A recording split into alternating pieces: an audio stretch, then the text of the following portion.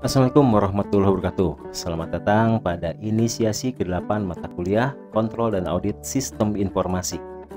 Kali ini kita akan membahas tentang Strategic Planning. Proses manajemen strategis menggunakan informasi kualitatif dan kuantitatif untuk mengintegrasikan intuisi dan analisis. Manajemen intuisi didasarkan pada penilaian, pengalaman masa lalu, dan perasaan, dan digunakan dalam kondisi ketidakpastian atau kondisi di mana tidak ada preseden untuk membantu manajemen dalam membuat keputusan. Di semua tingkatan dalam organisasi, manajemen harus membuat keputusan dalam kondisi ketidakpastian di setiap hari, dan intuisi merekalah yang mempengaruhi interpretasi yang dari analisis yang mempengaruhi keputusan strategis yang diambil. Kunci atribut dari proses manajemen strategis adalah kemampuan beradaptasi untuk berubah. Dan organisasi harus memantau kejadian internal dan eksternal sebagai proses berulang untuk memastikan adaptasi tepat waktu dipengaruhi. Selama 20 tahun terakhir, besarnya tingkat perubahan teknologi informasi serta percepatan dikombinasikan dengan peningkatan akses ke pasar global dan peningkatan nasional dan peraturan internasional telah memaksa perubahan pada organisasi di tingkat yang belum pernah terlihat. Ini meningkatkan tekanan pada manajemen untuk mengembangkan strategi adaptif agar tetap dalam persaingan dan bahkan untuk tinggal di keberadaan. Strategi adalah sarana yang jangka panjang bertujuan dimaksudkan untuk dicapai dan dapat mencakup geografis, diversifikasi, pengembangan produk, diferensiasi layanan, akuisisi organisasi lain, divestasi, PHK, atau bahkan likuidasi.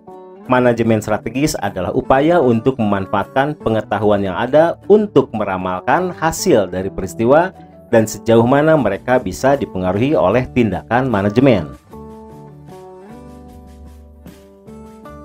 Dalam jangka waktu ke depan, satu-satunya arah adalah penjualan informasi. Dalam hal ini, teknologi sebagai pendukung akan terkonsentrasi pada yang pertama, biaya hardware yang semakin murah, bandwidth komunikasi semakin lebar, software menjadi lebih kuat, user menjadi bertambah bingung, kapasitas penyimpanan yang meroket, biaya jaringan semakin menurun hingga hampir nol, sistem operasi semakin canggih. Ketika hal tersebut dikombinasikan dengan keinginan bisnis untuk merangkul teknologi sebagai alat yang memungkinkan, mengakibatkan fundamental pergeseran dari cara di mana bisnis dilakukan.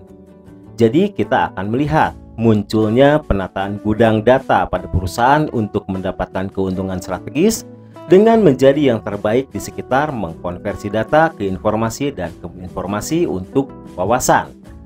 Kemudian electronic data interchange telah memperpendek siklus bisnis di luar pemahaman sebelumnya.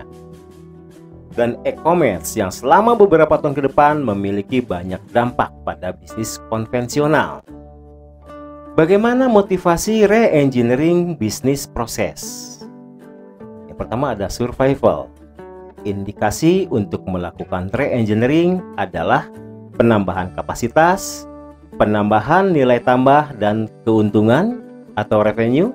Dan faktor suksesnya adalah kecepatan, otomasi, dan fokus pada inti bisnis. Kemudian penghapusan kerugian kompetisi. Indikasi untuk melakukan re-engineering adalah kehilangan market share, kemudian performance lag, dan faktor suksesnya adalah memahami sumber sebenarnya dari kerugian dan fokus untuk memimpin. Menghapuskan keuntungan kompetisi. Indikasinya adalah market share stabil, kemudian industri stabil, dan faktor suksesnya adalah ambisi untuk memimpin dan berorientasi menggiring customer dan menciptakan gebrakan bisnis.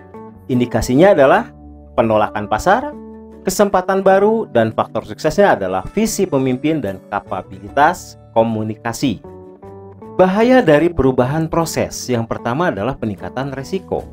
Kemudian kehilangan orang bertalenta dan berkemampuan, harus dibayar mahal, kesalahan interpretasi dan implikasi, kemudian melepaskan ide cemerlang produk lama. Diperlukan fungsi steering komite dalam strategic planning. Tujuannya adalah mengelola proses pencapaian fleksibilitas sistem yang berharga. Komite pengarah terdiri dari keahlian manajerial di beberapa fungsional bidang bisnis serta sistem informasi itu sendiri. Konsepnya adalah bahwa setiap anggota komite memiliki keterampilan dan perspektif yang beragam. Kemudian memastikan keselarasan strategi sistem informasi dengan perusahaan yang strategis. Dan memastikan bahwa sistem informasi memberikan apa yang dibutuhkan oleh bisnis. Jadi inti dari strategic audit planning ini terdiri atas yang pertama adalah mendapatkan pemahaman bisnis. Jadi pahami dulu kira-kira bisnis apa yang akan kita audit. Karena karakteristik satu bisnis dengan bisnis yang lain itu berbeda.